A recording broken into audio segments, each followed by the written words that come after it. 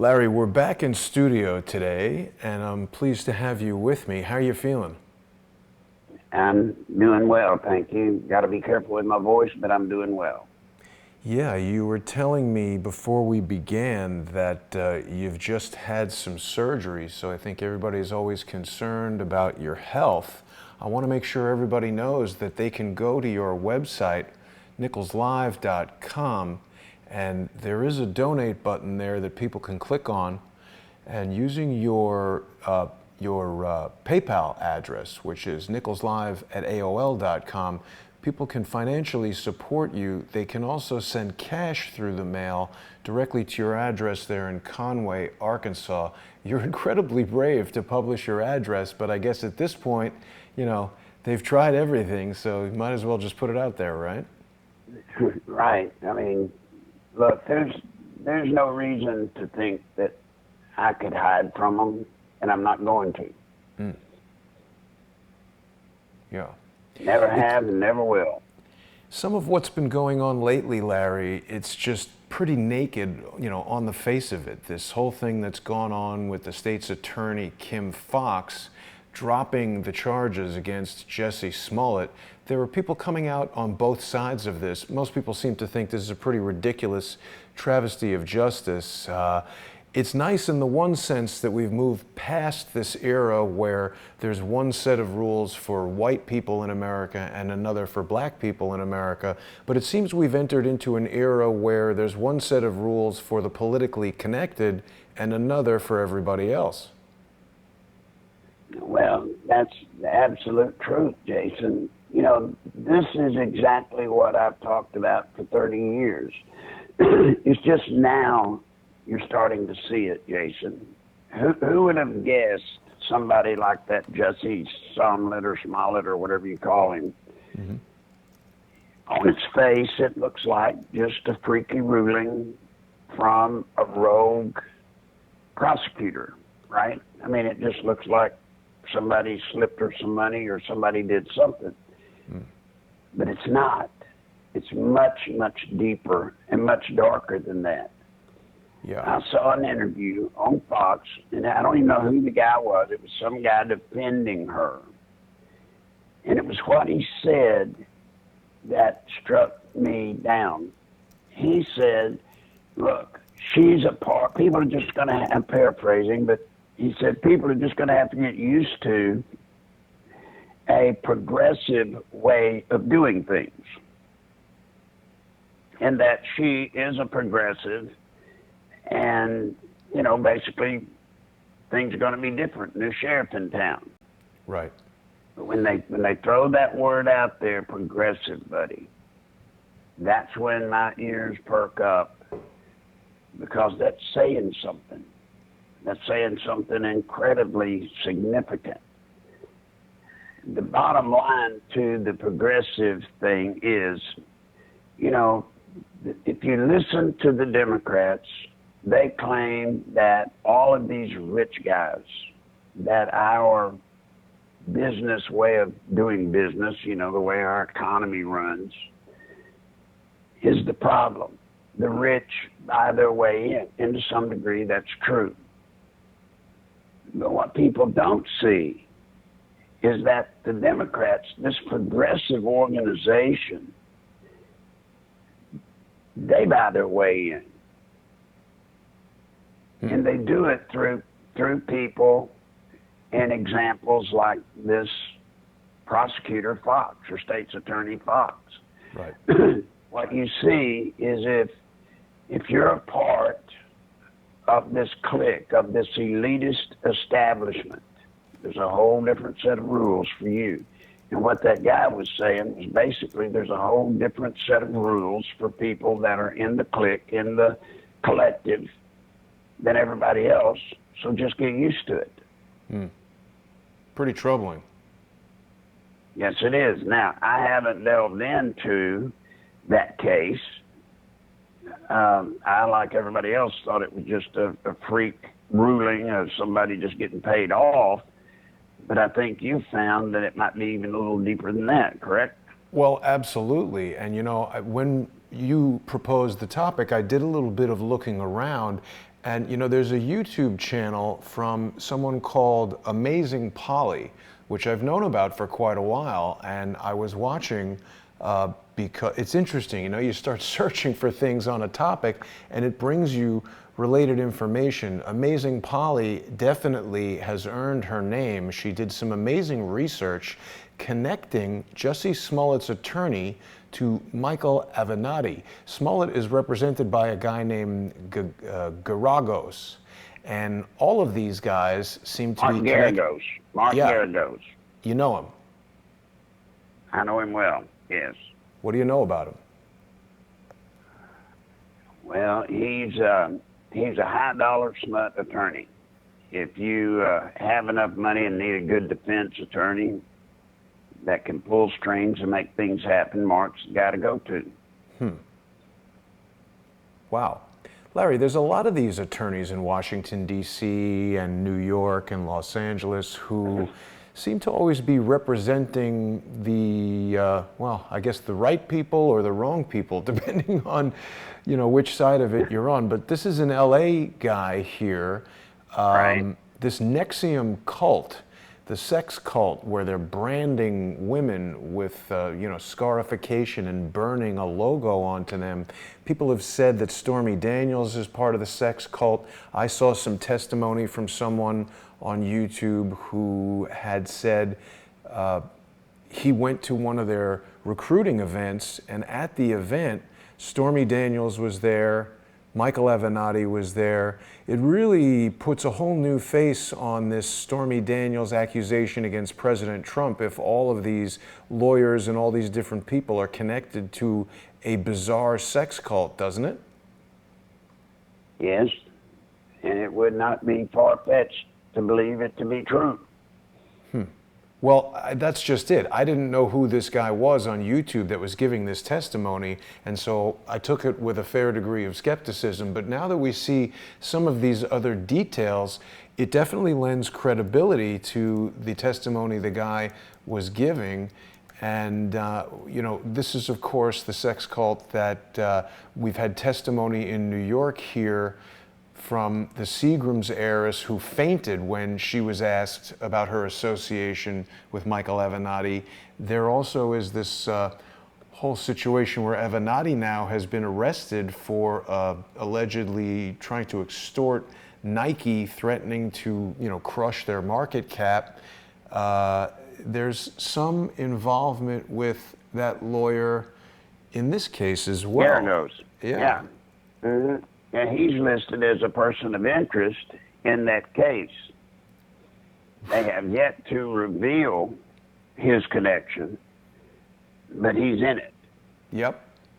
Ensnared in his woes as prominent criminal defense attorney Mark Garagos, investigators in New York are exploring Mr. Garagos' role in the alleged Nike extortion attempt with Avenatti. So it just gets deeper and deeper, and this is the guy that's representing Smollett.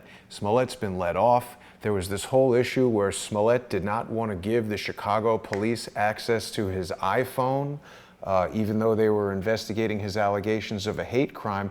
I mean, you would think if you go to the police to try to protect you and they ask you for evidence that you'd give it to them. Right. Well, Jason, this is what I've been trying to expose. I know we all think, when we think of this socialist movement, the movement to make America a socialist nation, we think in terms of the high offices, the presidency, the Senate, the House. What you don't understand is how it is spread throughout the country. The best example is when Bill Clinton took over as president. One of the first acts he did was fire every federal prosecutor. Yeah. He fired 111 of them, or 120 of them. I thought it was 93. He fired them. No, it was over 100. But anyway, whatever number he fired them. And then Hillary hand-checked and put in the ones they wanted.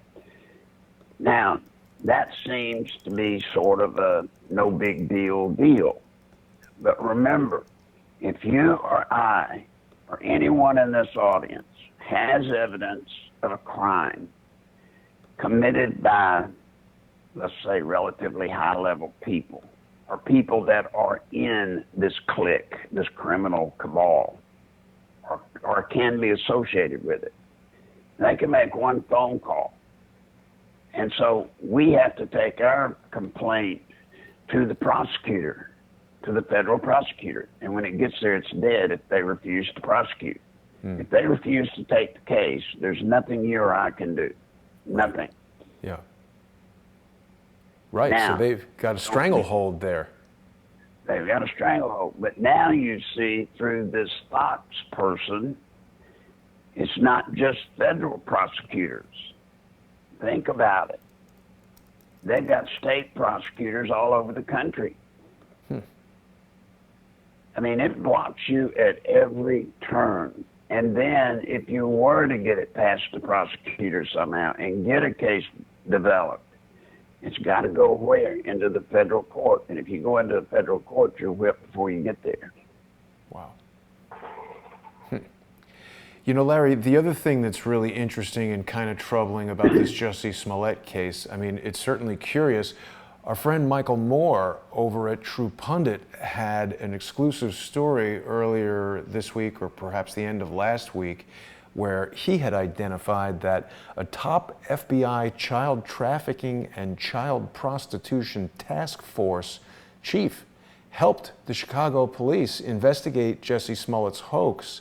And it really isn't clear why this task force agent Greg Wing was involved in the investigation, but Wing supervises the Child Sex Crimes and Violent Crimes Against Children Squad in the FBI's Chicago field office. So I don't think the FBI would bring in a specialized agent like that for no reason. Obviously, we in the public don't know what that reason is yet, but you know, when we take the evidence that Amazing Polly has located linking the whole Nexium sex cult, and we consider that in light of the FBI agent becoming involved and the connections between Avenatti, Stormy Daniels, the testimony of this guy on YouTube saying he met them at a Nexium sex cult meeting. This is just getting very weird. Well, it is. It's deep. Look, this has taken years and years to develop. Think about it, Jason. I haven't been involved with them since '89. Since January the 16th, 1989. And it was going on then. The foundations were being laid back then. How do you think I know what I know today? I mean, you would think the things that I know from my days inside the system would be outdated, it'd just be worthless now. But it's not. Yeah. It's because they have simply taken what we were doing, and it has grown, and it has grown, and it has taken over Washington, and it's in the process of taking over the country. Now, we know about the Jussie Smollett case because of the attention it has gained nationally. But Jason, we have no idea how many similar cases like this have been snuffed out by this system that didn't draw the headlines, that people don't know about. Right. You never hear about it. And it's right. Now, it's not an organization you can buy into. You can't. You can't buy into it. Right. You've got to be a part of it. You've got to sell your soul to it. And the key is that state's attorney Fox somehow was connected to Michelle Obama. Right. You got Tina Chen, who was the chief of staff for Michelle Obama, apparently sent a text message to Kim Fox. I'm also right now, Larry, looking at a website called Law Enforcement Today, which is telling us that George Soros spent $408,000 on the prosecutor in the Smollett case. New details are showing us that Soros was a huge funder of Cook County State's Attorney Kim Fox. Now, I mean, certainly $400,000 to a multi-billionaire like George Soros, it's like you or I tipping somebody $5, or maybe not even, it's like 50 cents or something. But Tina Chen was in direct communication with Kim Fox. She sent this email. It looks like it's come directly from her iPhone. At least the screen capture that we see appears that way. February 1st, telling Kim that she sent an email to the work address. So she's got her personal email address. There's some urgency here. She's obviously trying to get to this woman. And she says she knows the Smollett family and they have concerns about the investigation. We don't really know what those concerns are, but she's giving her cell phone. This seems highly irregular for this type of personal communication between such high-level people. And, you know, there were other articles telling us that Kim Fox was asking the people in the state's attorney office to look for other cases that could be pointed to as, you know, precedents for this type of, you know, dropping of the charges, so that they can sort of tell everybody, oh yeah, nothing to see here, this is normal. Well, you know, if they were smart, what they should have done was go to court, go ahead, go to court, make a plea of guilty. Right. And then they would have given him this greatly reduced sentence. Yeah. And said since he was a first-time offender and no prior convictions of violent crimes, etc., they let him off. That would be the logical thing to do. But they didn't. They didn't. And once again, this is just an example of them throwing it in our face. They're trying to get the message to us to get used to this, Jason. That was what we had to do in Arkansas. We had to prove to people, look, you don't like it, you know it's rigged, but so what? There's nothing you can do about it. And we literally had to make people aware of what was known back then as the Good Soup Club. The what? And anybody in the Good Soup Club. Huh. All of us young guys, you know, we were running around Clinton's henchmen called the Good Soup Club. And anything we wanted to do, we did, and we did it in front of God and everybody. And there was nothing anyone could do about it. Why is it called the Good Suit Club? Well, because we all dressed nice and looked like Joe Collegiate, looked like we were harmless, but in fact, we were a pretty rough bunch. Huh. Now, Larry, remind me for a second. Yeah, give us the example. Sure. Sorry to interrupt. Well, there was an example. I had placed a video camera when we arrested Roger, Bill Clinton's brother. Right. I had placed a camera in a TV set, and that was when Roger Clinton made the infamous statement, my brother, they asked him if Bill did cocaine, and he said, my brother has a nose like a Hoover vacuum cleaner. Right. We had that on tape, on tape. Tommy Goodwin, who was the director of the Arkansas State Police at the time, who was a good friend of mine, who was a Clinton guy, I begged for the tape not to be turned over to Goodwin. Well, because of who he was, he said he had the tape. He put it in his office. Well, I had Bill Ripple of the LA Times, Mike Isikoff, several reporters go to him requesting that tape to see it, because it was a part of the case that had already been adjudicated. And for some reason, Goodwin told him, or somehow Goodwin told him the tape, he had no idea what happened to it, but it just disappeared, and it no longer existed. I've seen that well, video another somewhere. Case. No, you didn't. You've heard about it, but you have Clinton not seen Cash it. or something? Well, if he's got it, I don't know how the hell he did, because Goodwin supposedly destroyed it. But then there was another case where we were going, and I told him, if you want to find out about Clinton, go to his campaign contributions. Well, I can't remember the reporter, but he was a reporter with the Washington Times, Jerry Sieper. Jerry Sieper goes to the county courthouse to get Bill Clinton's past campaign contribution records, right? Mm-hmm. Well, the little girl at the counter told him she didn't have them. He said, what do you mean you don't have them? And she said, well, there must have been a fire. He said, there was a fire? Now, they had Justice Jim Johnson at the time. They had his campaign records, financial records, going all the way back to the 50s. But when it came to Bill Clinton's, there was a fire that destroyed only Bill Clinton's records. Then I caught all of the financial stuff where Bill Clinton had used the Arkansas State Teachers Association.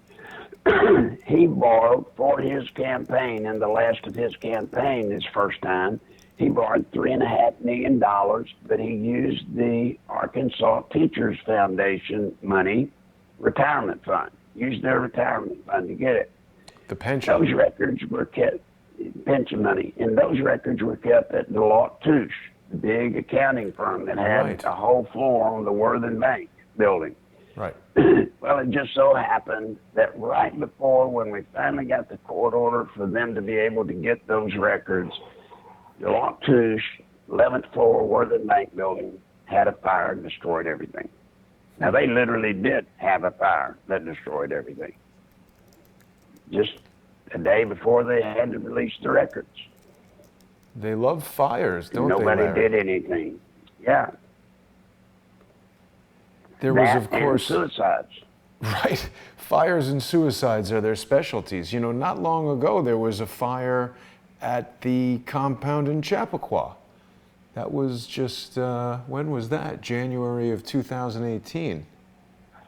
That's interesting. Right. Go figure. Yeah. Then, you know, when all of these people started dying, right before Bill Clinton ran for governor the first time, right before he ran, there was a special session of the Arkansas legislature. They got together and they passed a law that if somebody was officially ruled a suicide, the records were sealed permanently forever and could not be accessed by any means.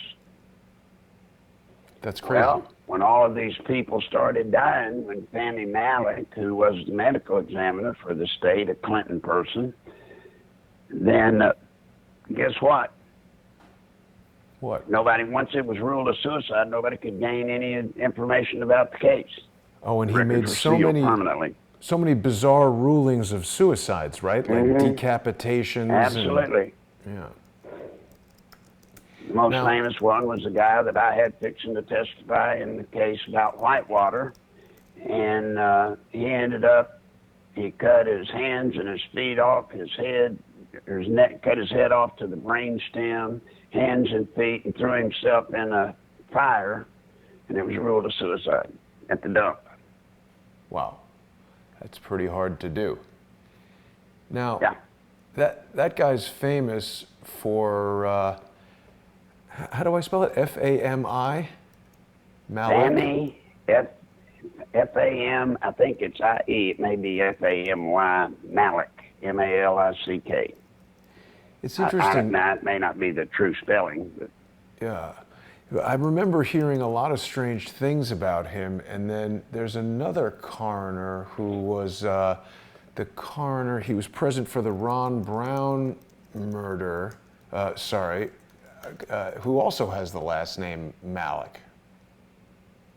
And it reminds me of Moloch, that weird owl. yeah, well, Fannie Malik, the reason he was a Clinton appointee for life to the medical examiner position was Clinton's mother, Virginia, when she was younger, she worked as a nurse to a doctor that put people to sleep, you know, in surgery. And she had, this I got from Bill, she had accidentally gave a guy stuff and he died. And Malik covered for his mother, and because of that, Bill Clinton took care of Fannie Malik, and in reverse, Malik took care of Clinton. Malik was the one that gave the famous ruling of the boys on the track in Saline County that they had just gone to sleep and were run over by a train. They had smoked a joint and went to sleep on the railroad track and were run over.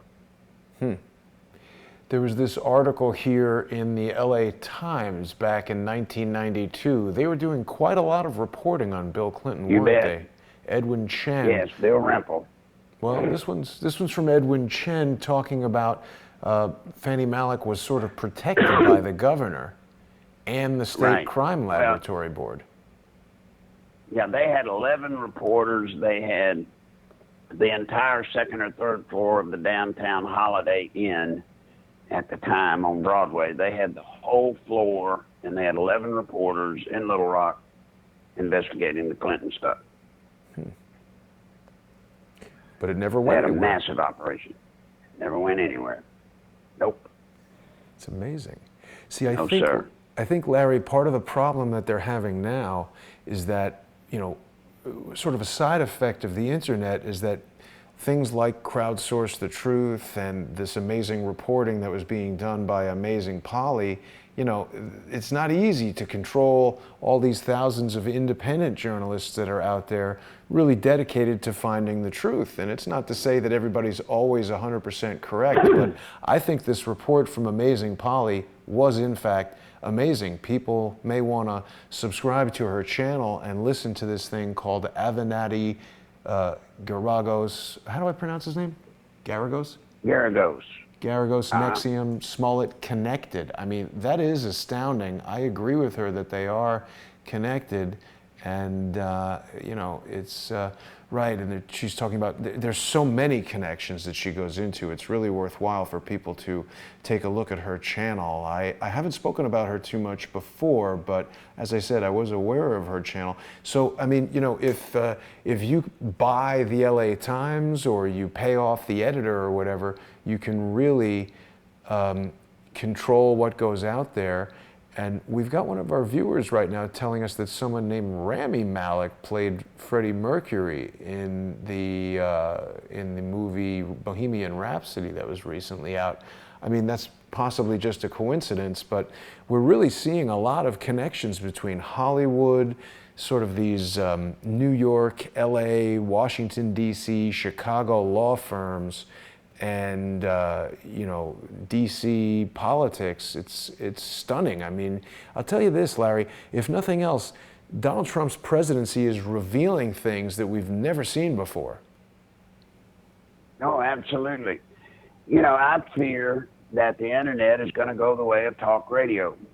The reason I was able to get the stuff out about Bill Clinton back in that day, there were people doing investigations like that lady you're talking about, but they had no outlet, nowhere to go with it.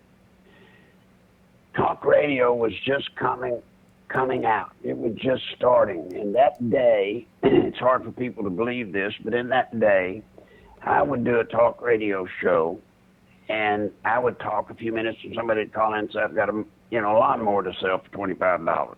Then you talk a little more, and somebody called in. They were swap shops. That's all AM radio was good for. You could buy them for a cup of coffee.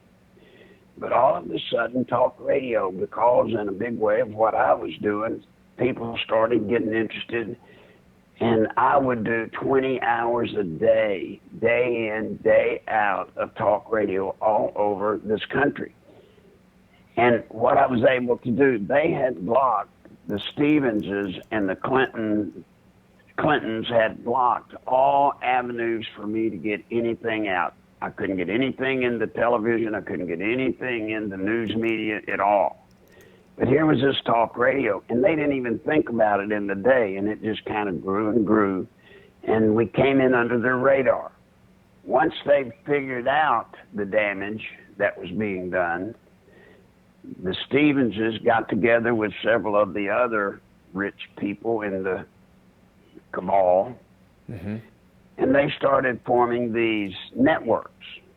And all of a sudden, the little radio stations were being bought out by these major networks. Right. And then once they got on the network, they killed all local and talk program except for their guys. And they shut down. Effectively, they shut down radio for most small operations. So the only thing you had was like Limbaugh, etc. Well, now the internet is doing today what talk radio did then. But that's what scares me, Jason. That's what scares me about your program. Then I'm going to leave it there. they're not going to leave it alone. They're going to work and buy off Google, buy off Twitter, buy off Facebook, whatever they've got to do to get control of the internet. So Yeah. I would figure they've got the biggies. They seem to already be in their pocket. But the independent programming like yours and that woman you're talking about, that's still out there, and they've got to snub that stuff. They've got to get you out of the way before you become big enough, they see, to hurt them in a big way. Right.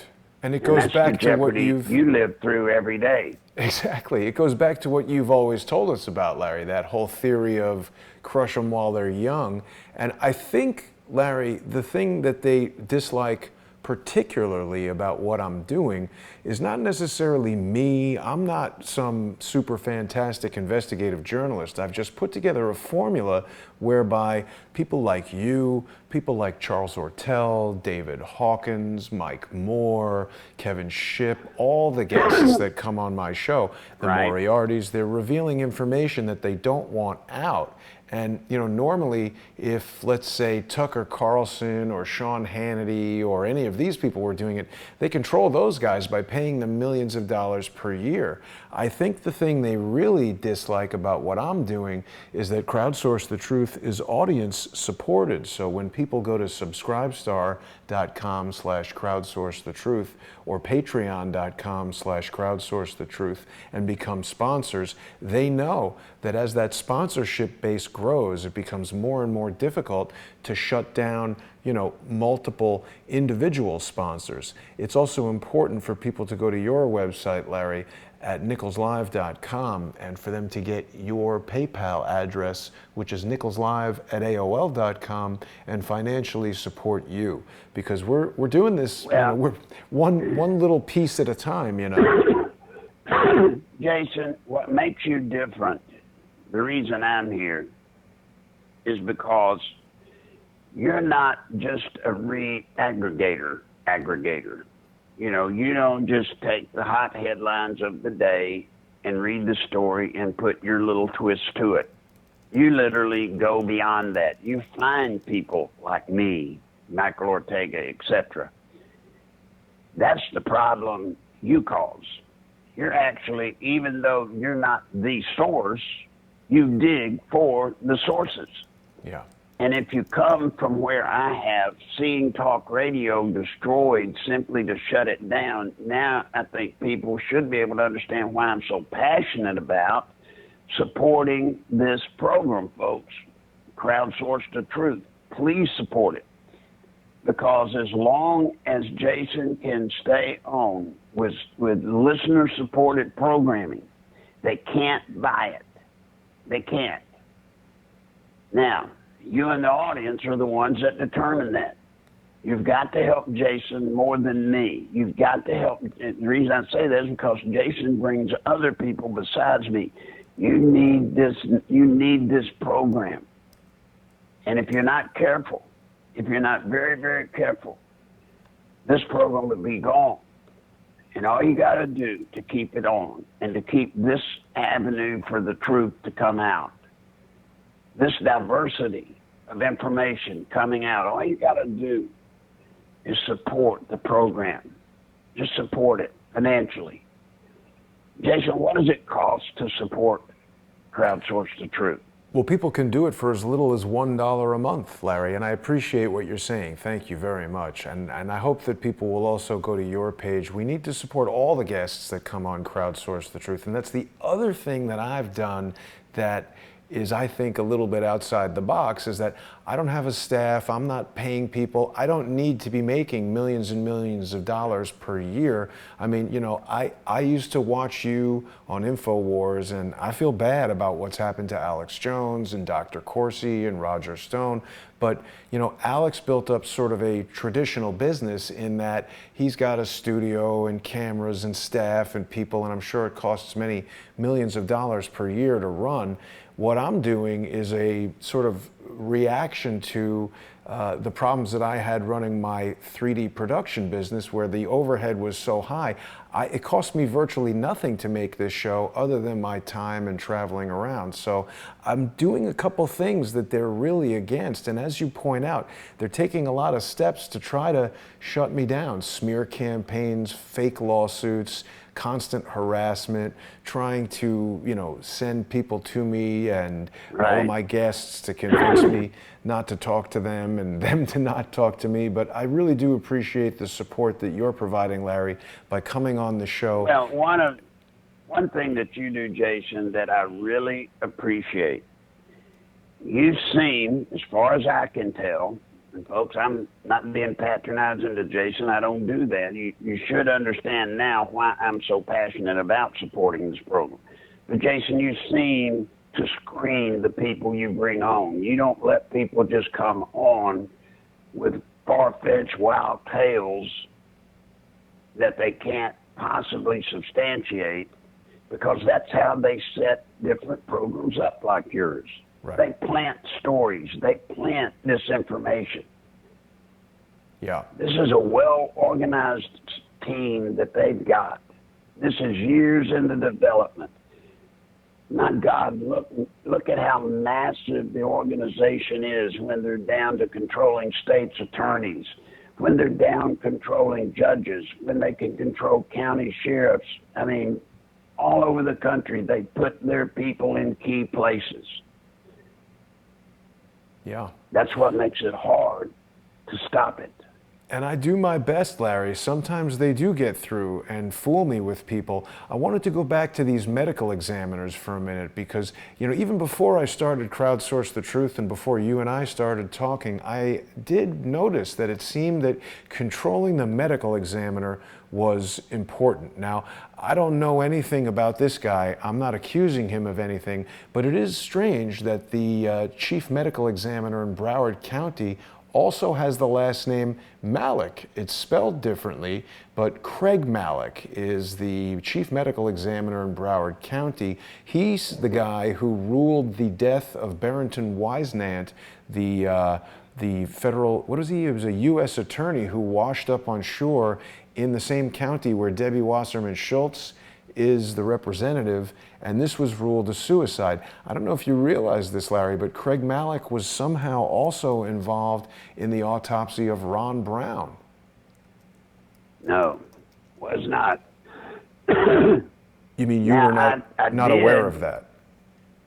I wasn't aware of it. I talked to the two military people, a man and a woman, a colonel and a captain, I believe, that brought me Ron Brown's actual X-rays and stuff after he died. That's how I found out about the hole in the top of his head. Right. But they were ordered shut up and then were penalized in the military somehow and were pushed aside. Right. But the whole Ron Brown thing, all of the information about Ron Brown came from me, not from me, but from those two medical officers in the military. One is in, I think they're both in the Air Force, I think. They came to my home and had the X-rays and were talking about he didn't die in the plane crash, the way they said. That was according to Lieutenant Colonel Steve Cogswell. The X-ray of Ron Brown's head shows a bone plug produced by circular skull penetration. That sounds like fancy medical talk for somebody shooting him right in the top of the head, doesn't it? Well, yeah, what they found was they showed me this hole in the top of the skull, and they said there's only one thing, because the hole was so pristine. And the only thing that could cause that, they said, was a high-velocity projectile. Like a bullet. A bullet. And it measured, by the way, to the exact dimensions of the sidearm carried by the soldiers that recovered the body. A 45. But even more than that was the story they told about the sergeant, I think her name was Kelly, who, when they got to the crash location, she was sitting on a stump crying. Right. They escorted her. She walked to the helicopter. When they got off the helicopter at the base, she was dead. And the x-ray showed me, I mean, I saw it, there was the x-ray where her brainstem had been completely severed. Wow. Completely. And what they told me, which I knew to be reasonably I knew it, that there was no way, with the brainstem severed, there was no way she could have been sitting on a stump and walked to the helicopter. Now, that severing of the brainstem comes by a military maneuver where you grab the chin and the back of the head and you twist real fast and it snaps the neck. If you did that, that's exactly the signature you find. Been there and done that. Wow. So Sergeant Kelly did not die the way they said she did. Right. That is, you know, that's medical. I mean, it's just not possible. The description they gave of her at the scene and the description and the x-ray and the autopsy is just not possible. Yeah, not that was possible. Technical Sergeant Shelley Kelly. Definitely Yes. a lot of strange things surrounding that death of Ron Brown.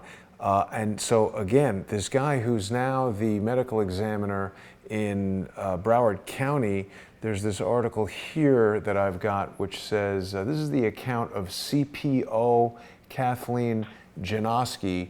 Her duties included photographing the bodies from head to toe. And beginning at the head of Ron Brown, she saw a perfectly round hole in the skull.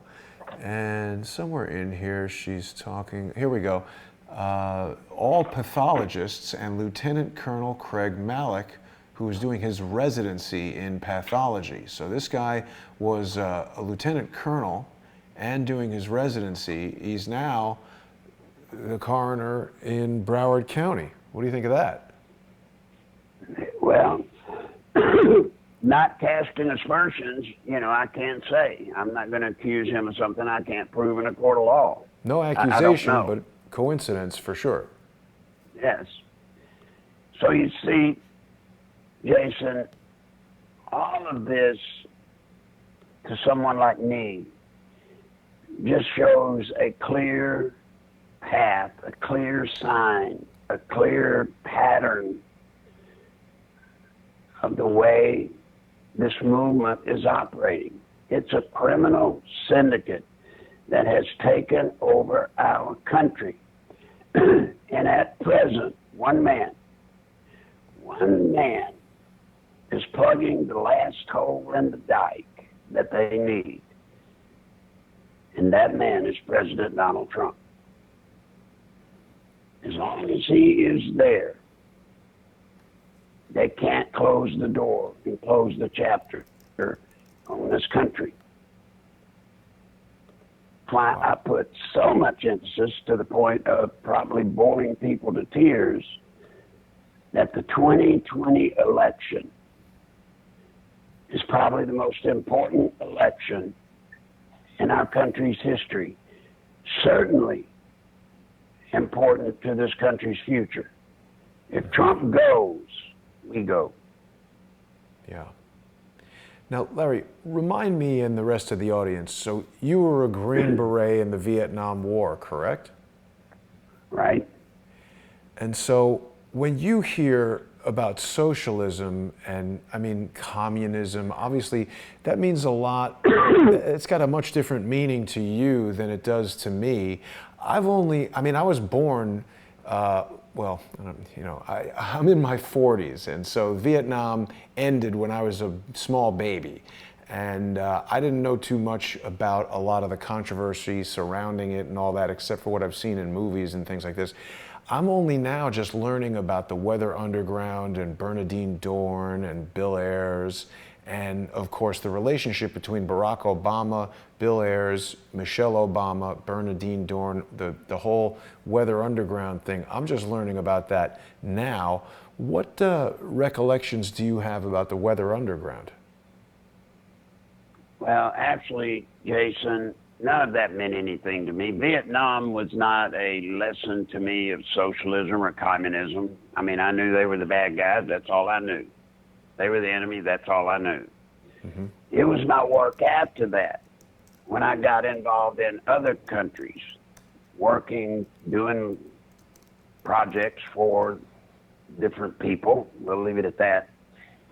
That's when I got to see nations under the grip of socialism and communism. That's when I was able to mix and mingle with people that live daily under the oppression of socialism. I saw what they ended up with. I was there. And buddy, I'm telling you, it's a way of life that I don't believe there's anybody in America, unless you've actually lived in those countries, actually moved there, worked there, did whatever there. You have no idea of what it's actually like. Socialism is everywhere when you're in a country that's controlled by it. Your neighbors, you can't talk around your neighbors because you're afraid they'll turn you in. You can't talk to family members, afraid they'll turn you in. You live in fear every single day of your life. And probably the worst part of it all that I have seen is to actually talk to an adult with children that has no concept.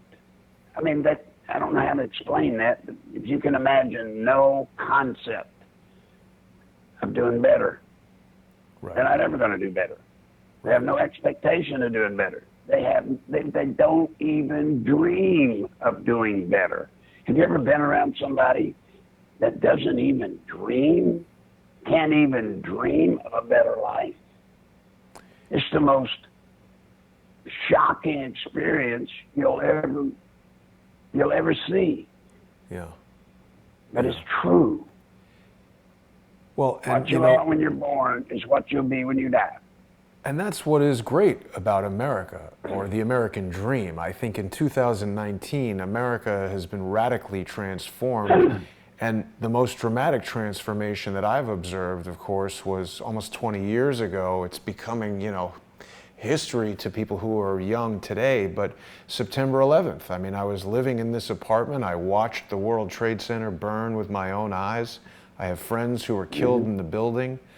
I still sometimes, when I go by a construction site, or if somebody's like cutting concrete, I get that smell in my nose that we had that day of death and just like burning, and it's, it was so traumatic for everyone, even people who survived through it and were nowhere near the building, and the changes that it's made throughout the world are really stunning. And so, I mean, again, I'm just beginning to, socialism and communism were always this kind of distant thought to me. I remember being a kid and seeing Ronald Reagan on television talking about the Soviet Union being an evil empire, but obviously I was pretty young when the Soviet Union fell. I think I was still in college or just out of college, and you had perestroika and all that. And so, they're doing this whole thing where they're making everybody believe that Russia is evil rather than a country that we should be, negotiating open trade with and, eliminating nuclear weapons. They're ratcheting up all this rhetoric like it is the Cold War, or it's a renewed Cold War or something like that. And they're telling us that communism and socialism are great. Yes, that's the part that offends me the most. When they flippantly use things like democratic socialism, right, making it sound watered down, like it's not really socialism, it's a new form. There is no new form. Right. There can't be. You either are or you aren't. It's kind of like pregnant. You're either pregnant or you're not. Right. Socialism, I'm going to pick on the millennial generation. To the millennial generation, they don't know what it really means. They don't. So therefore, what? They're not afraid of it. Right. And if you're not afraid of it, you're lulled into believing in it. Socialism to the millennials is simply this utopia world where don't worry about it. Yeah. All the Everything's healthcare in the free. world's provided. Right. Yes, and don't worry about having to compete and somebody else making more money than you. We'll fix that. We'll make sure everybody makes the same. And then when I hear in these programs, just like little pee-wee football teams where they fix it to where there's no score because they don't want somebody to suffer, they don't want young kids to suffer losing. So they don't allow kids to lose. Right. I mean, it's this world that does not exist. In Right. socialism, you do lose. You lose everything. You lose it all. Well, and And- Larry, that takes me back to our original topic, and I think the reason why you selected this topic for today, because in addition to everything that you're saying, there is always this kind of leading, ruling class that's above all else that gets special treatment, special consideration. These guys never lose. Socialism is inherently rigged so that the people in charge are taking the bulk of the spoils, and the people of America in this case are left there to all be homogenized and have this what's the term, the minimum public income or whatever. Ocasio-Cortez had that thing in her Green New Deal where people who were unwilling to work were going to be paid a basic minimum income. base income, MBI, minimum base income. Yeah. So is Look, Kim Foxx a progressive? Yes, very much so. According to that guy, now I do not know her, but her ruling is certainly one of the kinds of things that happen. You're right, I left out. In socialism, there is an elitist group. Traditionally, they're called the collective. And if you're in the collective, everything's fine. Life is good. Just everybody else suffers. Everyone suffers. But if you can make it to the collective, you can do what Jussie Smollett did. You can pick up the phone, make a phone call, and your troubles go away. Yeah. What people don't seem to understand about Smollett's case, that was faking a hate crime. A hate crime, if you take any crime and put it in the category of a hate crime, you just increase the severity and the penalty and everything. You take it up 10 notches. When something's called a hate crime, buddy, it gets serious fast. Yeah.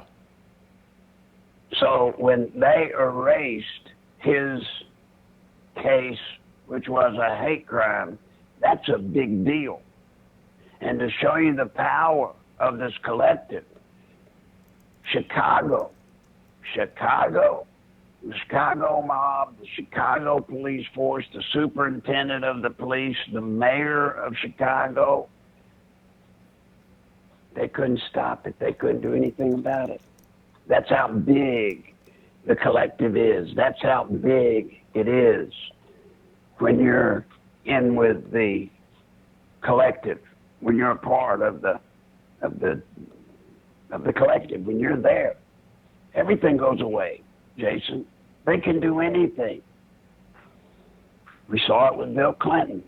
People can die, and they rule it as suicide, and it makes no sense even to the most stupid people. It's obviously it wasn't a suicide, but they ruled it. It's over. Forget it. And in Hillary's case, think about it. Such a high-profile case, and she trashes her computer. She watches all of the the pieces of the computer that kept bleached everything. Did all of that in front of God, never knows it, and nothing happens. You talk about smeared it in your face. Here was James Comey reading the report, the results of the report, listing at least 11 or 14, I can't remember how many crimes she actually was guilty of. And then when it was over, thinking, boy, we got her now, when it was over, he said no reasonable person, would charge her. I mean, that's the power. That's the power we're talking about. That's when they can take the president of the United States and they can trump up a collusion charge, work out a plan like it was made for the movies, and pull it off against the president of the United States. Narrowly missed. Anybody. Yeah. Yes. Yes. Now, Larry, if I'm not mistaken, isn't there, I don't know that much about this history either, but I heard something about collectivism and the famines that occurred in the Soviet Union, something they were trying to do with farmers and everything. So that reminds me of what you're talking about right now. Well, in China and other places, it's not uncommon to have genocide, mass populations die off. We don't hear about it. You're not going to hear about it. We're used to not possible that a whole county in South Arkansas could be killed off with some sort of weird virus or plague that oddly enough doesn't get to anybody outside of the county, but everybody inside the county does. We would know about it here, but that we wouldn't know about it if it happened in China or Russia, or we have no idea. Do you realize we have no idea of how many people are actually dying in Venezuela? Yeah. No, I know. There's a lot of media blackouts for a lot of this kind of stuff. And it takes me back to the Weather Underground because, one of the things that they were saying was that they wanted to re-educate the population of the United States, and they predicted that there would be 25 million who would not be able to be re-educated, and they would need to be eliminated. So that, again, sounds like what you're describing. Yeah, I mean, in Venezuela, they blacked out. Maduro has got it to where international media can't get in. But even those that do get in, if they write something that he doesn't like, then they get thrown out. That was the same way in Nicaragua. We were getting reports back here of a bus full of nuns being blown up. I'm exaggerating, but a bus full of nuns was blown up by the Contras. But in fact, it was the Sandinistas that did it. But the media had to print what Ortega wanted, or they would be thrown out. Well, but that's happening here in the United States. They're controlling the Washington Post, CNN, Fox, all these things. Go figure, right. Go figure. The only thing keeping us alive right now, the only thing keeping us from being in full submission is the internet. Yeah. People like you, people like that woman, independent people that are researching and actually putting stuff out. But for every one of you that are putting real stuff out, there's probably 10 putting out bogus stuff designed to get people off of looking at what you're saying. Exactly. They got a whole team assigned to doing that with regard to me, Larry. Well, I mean, listen, we're almost out of time for today. I want to remind everyone that we couldn't be doing these shows without Larry, his great insights and his recounting of his experiences around the world and throughout the history of his life. I hope everybody will go to nicholslive.com. You can use Larry's PayPal address, which is nicholslive@aol.com, to send Larry money on PayPal. You can also put some cash in an envelope and mail it to him directly. Larry's just had some surgery, so he really needs our help and support in keeping things going. It's really difficult for Larry to get the word out any other way, so any financial support that people can provide is definitely appreciated, and I do want to thank Larry for all of his support of Crowdsource the Truth. I couldn't be doing this show without the audience sponsorship. So please go to subscribestar.com/crowdsourcethetruth and patreon.com/crowdsourcethetruth and sponsor the show. If you run into any kind of technical problems watching the show or providing sponsorship, just drop me an email. You can reach me on truth@crowdsourcethetruth.org, and I'll do my best to resolve any problems. Of course, I don't control Subscribestar or Patreon, but I am in communication with their technical support departments, and if anybody's having any trouble, I'm happy to help. Larry, thank you for joining me again today. We'll be back with you next week. I really appreciate everything you bring to us here on the program. Anything you want to say in closing? No, just thanks for being here. Thanks for keeping the program going. And folks, as I've always told you, help this program, support it, help it grow. We've got much to do between now and November of 2020. And we need this program to grow, so spread the word. Tell others, please. Yeah. Thank you, Larry. Larry. You, Jason. Have a great day, man. And you know, certainly if people can't financially support the show, give it a thumbs up, share it on Facebook, on Twitter, whatever social media you like to use, email it to friends and family. I want to thank Larry for joining us today. I'll see everybody tonight at 8 p.m. Eastern for another episode of More Pain. Michael Moore has got some exciting information about the FBI, and that's available only on Patreon and Subscribestar. So hopefully people will go over there. We'll see you tonight. Thanks for watching, everybody.